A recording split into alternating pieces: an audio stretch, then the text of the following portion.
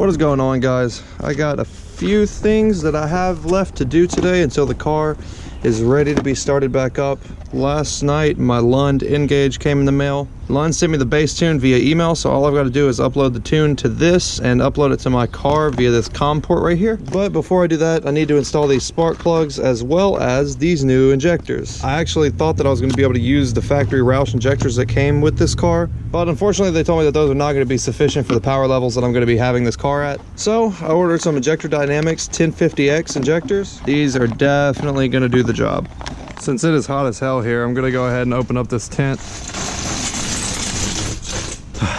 Let's get started. First step that I need to do is go ahead and take off this catch can. And now that the catch can's off, I'll be able to pull this fuel rail here straight up and out to replace the injectors. But first, I'm going to need to remove this cover here so that I can get to the spark plugs. So I need to remove this catch can entirely from right here.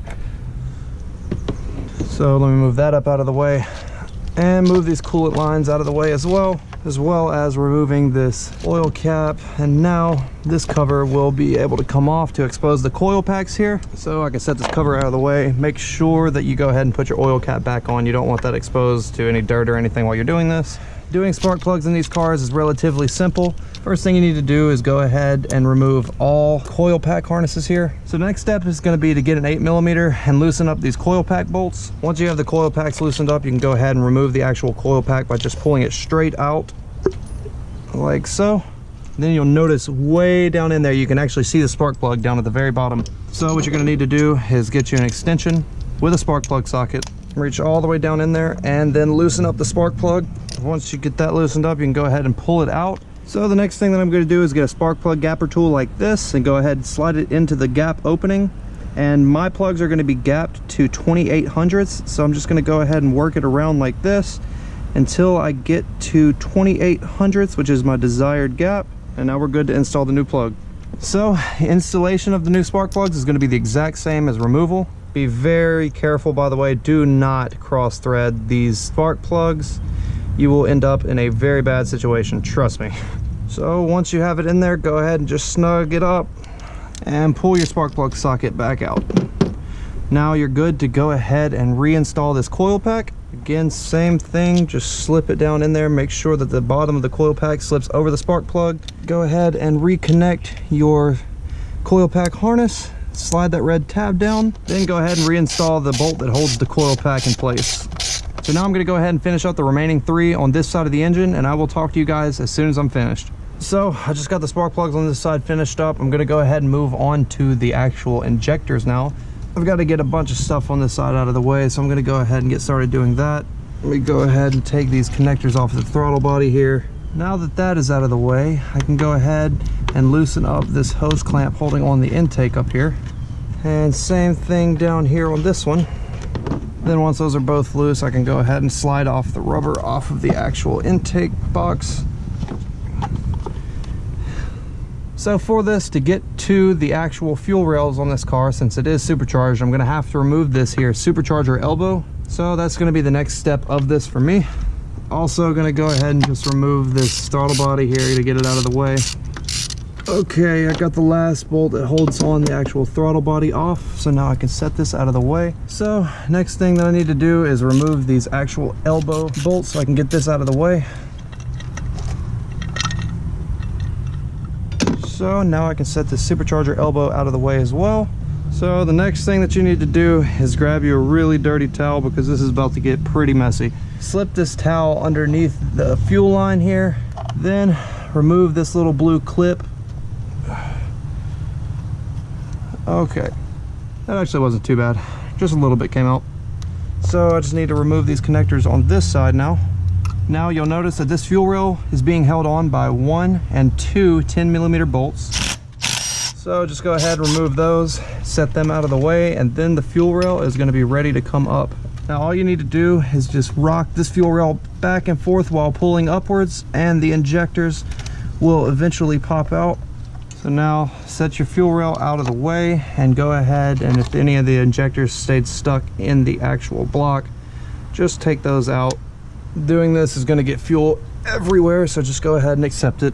So here I have on the right side the Roush injectors that came with the Roush supercharger kit, and here on the left is the new ID 1050X injectors. So as you see, they are definitely a lot more beefy. The bottom spigots on them are very, very large. These are definitely going to be really, really high output compared to these. So the next step is to unpackage your Noop injectors. I like to spray some lube on my finger and then just go ahead and dab it onto the O-rings on the injectors so they have a little bit of lubrication whenever they're sliding onto the fuel rail and into the block. And then go ahead and slip the new injectors down into the actual manifold here. So just go ahead and repeat these same steps for all of the injectors.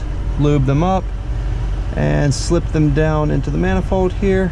Rotate them a little bit just to make sure that they're seated properly. So all that's left to do is just slip this fuel rail back on top of the injectors once you insert them into the manifold, which I've already done. So I'm just going to go ahead and install these fuel rail bolts back into it so it holds the fuel rail onto the injectors. So this side is good to go. I'm not going to hook up the fuel line yet, obviously, because I've still got the other side injectors to do, but I'm going to go ahead and start working on this side's spark plug replacement. And already I've showed you guys how to do this step on the other side of the car, so I'm going to go ahead and do that, and I will talk to you guys in just a second. My camera actually died, so I didn't get to get the footage, but I actually already installed the new injectors here. Here are the old injectors laying on the ground. And so now that the injectors are seated properly, I'm hooking up the injector connectors here. So I'm going to drop this fuel rail down and make sure that all the injectors are lined up with the fuel rail. Wiggle it around a little bit just to ensure that they're lined up, and then just push downwards so the O-rings of the actual injectors slide into the fuel rails. Once you ensure that they are hooked up properly and everything is seated correctly, go ahead and put these 10mm long bolts back into the fuel rail, and you can now tighten those back up. Remove the oil cap here, slide this cover back on, reinstall this oil cap. I can now go ahead and slide this catch can back onto the connectors here.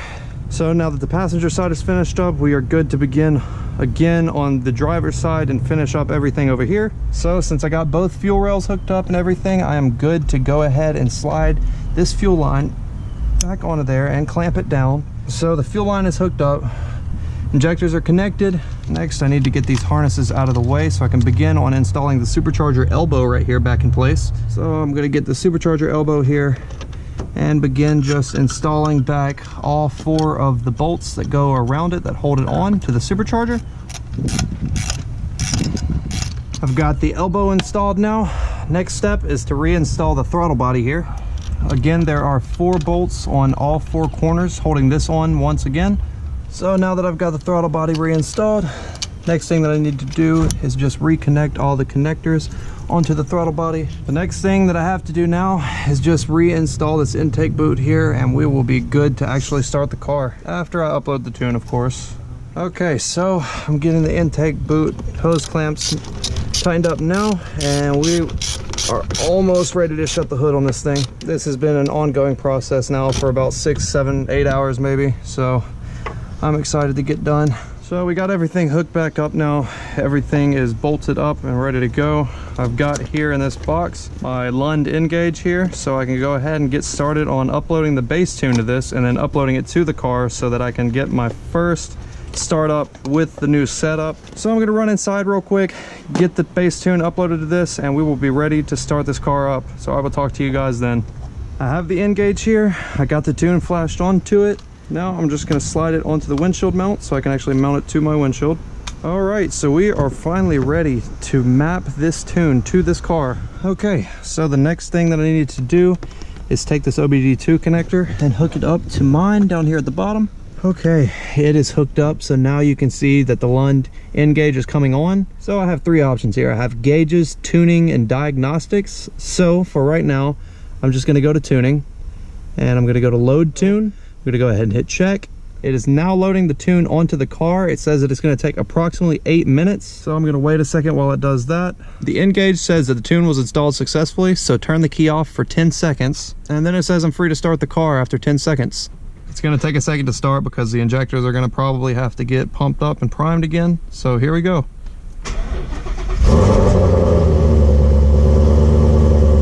Oh my is running great. This car has gone through such a transformation, and this is the first time starting it up, so I am really, really giddy right now. We did the smaller pulley, we did the headers, we did the full exhaust, we did the injectors. I also changed out the spark plugs. I added in this Mishimoto coolant tank. I added the catch can. I've done so much stuff to this car performance-wise and haven't gotten to start it yet. And this is the first time running it, and everything went smoothly, so I am seriously happy about that. This is gonna be one badass car really, really soon. This thing is going to be a monster. I can't believe she's alive. Now all that's left to do on the car is to do data logging and send it back to Lund so that they can actually correct the tune. Again, this is just a base tune that is on the car. So it's basically just there to get the car to actually run with the setup. It's not tuned for performance yet. It's getting closer and closer though. I am just really, really happy that the car is actually up and running now. With that being said, that is probably gonna be all for today's video. Make sure you guys stay tuned. I'm going to show you guys the process of data logging and actually recording information from the car and sending it over to Lund. Everything is done via email, so it's really cool how the process works. I'm going to go ahead and get started cleaning up everything. I have made a mess today with all of the parts to this car. I want you guys right now to drop your guesses of how much power this car is putting down now. I'm going to do my best to go pretty soon and get this car dyno tuned. I have an estimate of what I think the car is putting down. I want to hear your opinion first before I release what I think that it's going to make. Thank you so much for watching this video. It has been an awesome day. Make sure you hit that subscribe button down below. Drop a like on this video for the car finally running. So make sure you guys stay tuned whenever we start actually tuning the car to its full capability. It's going to be wild. As always, guys, until next video.